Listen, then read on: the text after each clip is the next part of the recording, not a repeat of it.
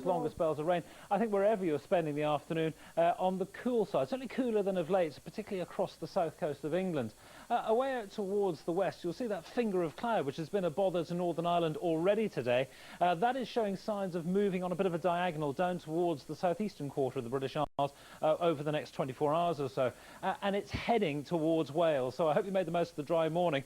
Come tea time, it'll be anything but that. There you see the rain extending towards the northwest of Wales, leaving behind Northern Ireland with a wee bit of brightness perhaps to finish off the day, and maybe one or two showers.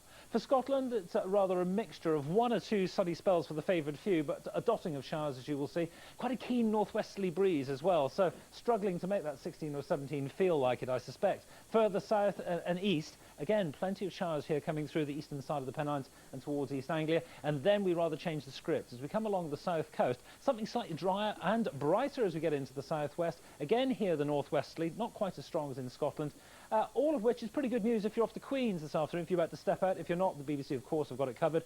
You may well need those umbrellas that you saw earlier on if you're heading there through Thursday, Friday, or indeed onto the weekend.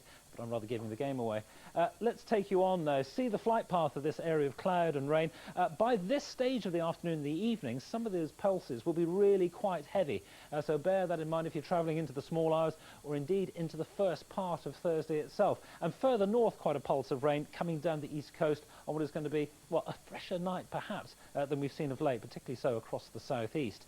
So on through Thursday, as I say, don't dismiss what I say here about this rain in the southeast, and then joined by this new area of cloud with some quite heavy bursts coming down through East Anglia and the southeast, and taking much of the morning to get away. Elsewhere across the British Isles, we're looking at a pattern of quite a bit of cloud, some sunny spells, one or two showers, and a top temperature of only 18, where we were enjoying 26 to 27 just a wee while ago. Friday, not a deal of change, it has to be said. We've still essentially got the north to northwesterly, still a top temperature of around about 17 or 18 degrees at the very best. And then